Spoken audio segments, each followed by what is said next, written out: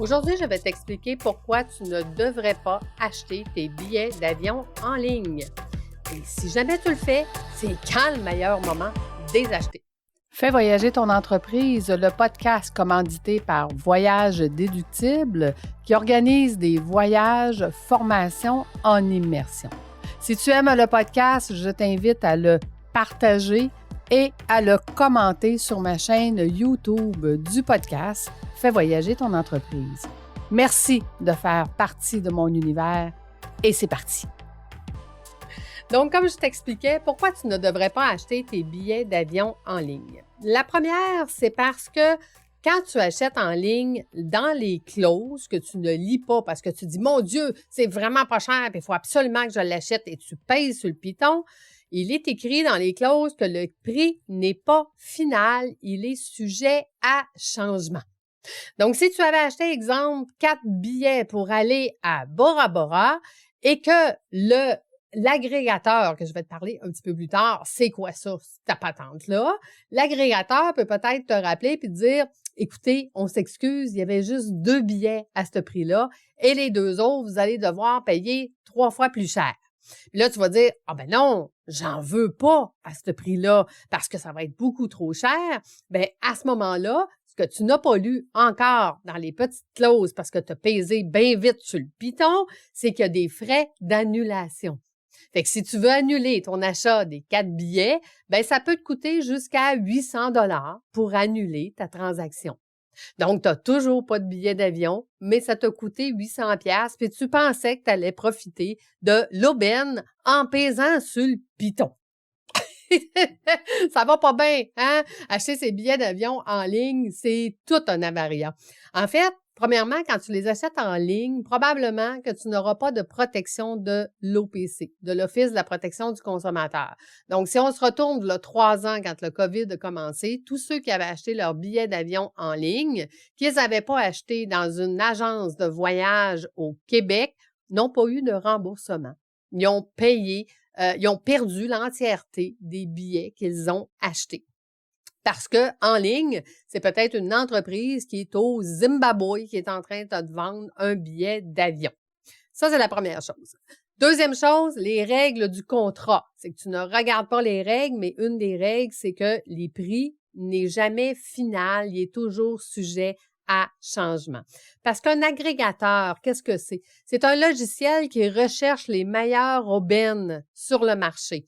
Et si moi, je clique sur la meilleure aubaine sur le marché, mais qu'il y a quelqu'un d'autre qui a cliqué en même temps que moi puis qu'il y avait 2 sièges disponibles, puis moi que j'en ai besoin de 2, par exemple, ben ça se peut que j'en ai un à moi puis que lui, il en ait un, puis tous les deux, on va avoir à payer 2 sièges au prix standard.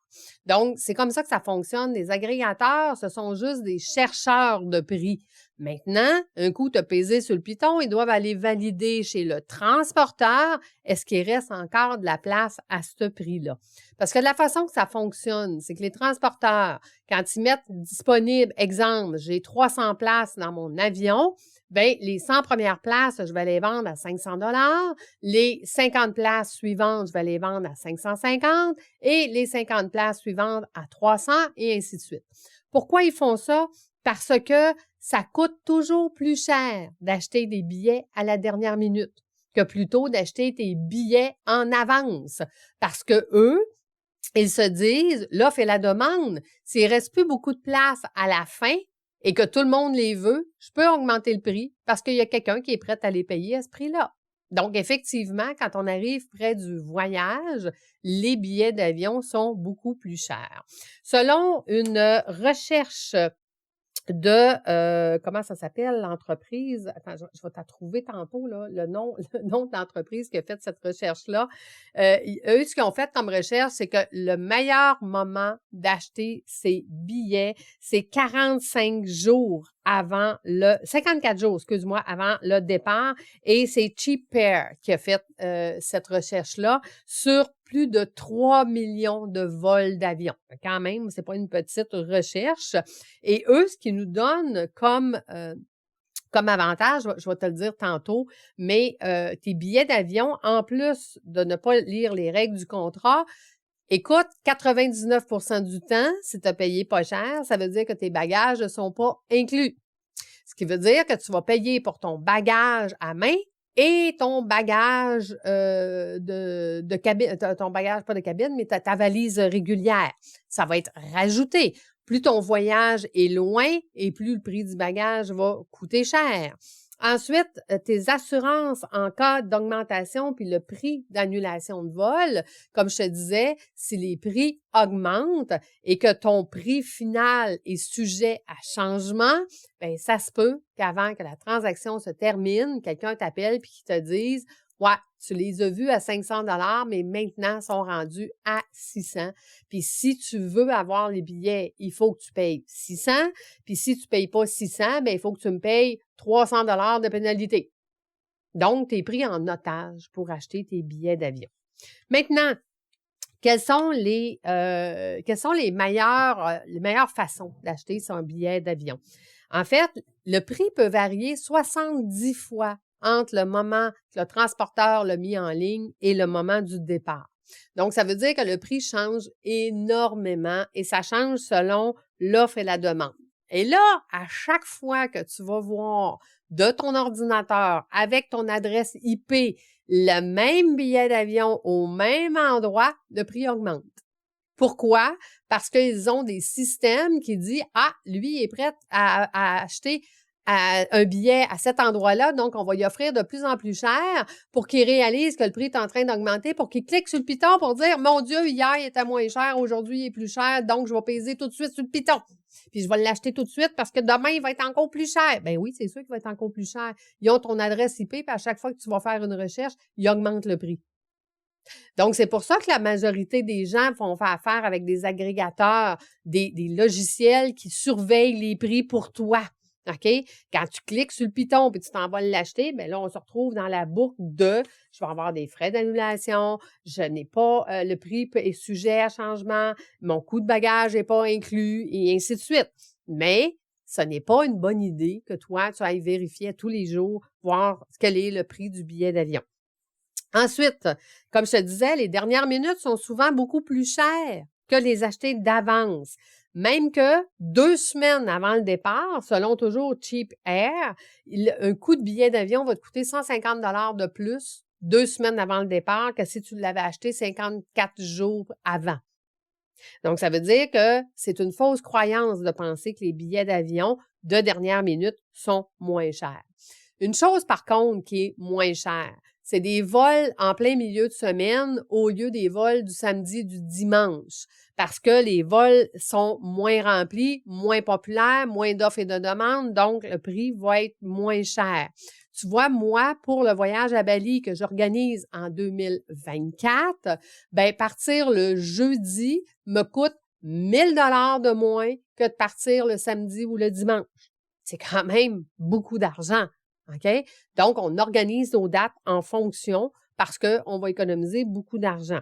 Mais ça, c'est un rôle de ton agent de voyage qui te vend tes billets d'avion de venir vérifier parce qu'on a une fonction qui s'appelle flexibilité de date, ce qui veut dire que même si j'écris la date du samedi, je vais aller voir dans mes flexibilités de date puis il va me donner les prix du jeudi, du vendredi, du lundi ou du mardi.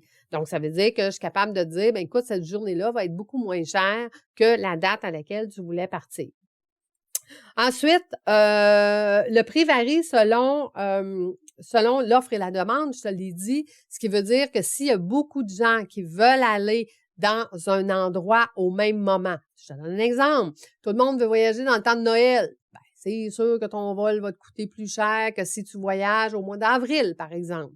Les hôtels vont te coûter beaucoup plus cher aussi si tu voyages à Noël que si tu voyages à fin novembre ou début décembre. Sache que la majorité des hôtels, leur basse saison, c'est calculé de mi-juin jusqu'au 20 décembre. Ça, c'est la basse saison. Ce qui veut dire que leur hôtel n'est pas plein puis ils sont prêts à faire des rabais. Donc, ça veut dire que les avions aussi ne sont pas pleins et sont prêts à faire des rabais. Quand est-ce que tu veux voyager va faire une grosse différence sur le prix que tu vas payer. Donc, est-ce que c'est une bonne idée d'acheter tes billets d'avion en ligne? Puis sache que généralement, OK, et là, je fais vraiment une grosse généralité, là, il y a à peu près 25 de différence faire affaire avec un agent de voyage que toi, peser sur le piton, puis te retrouver avec un billet d'avion que le prix n'est pas final, sujet à changement. Donc, pour 25 tu veux vraiment acheter ton billet d'avion en ligne par toi-même?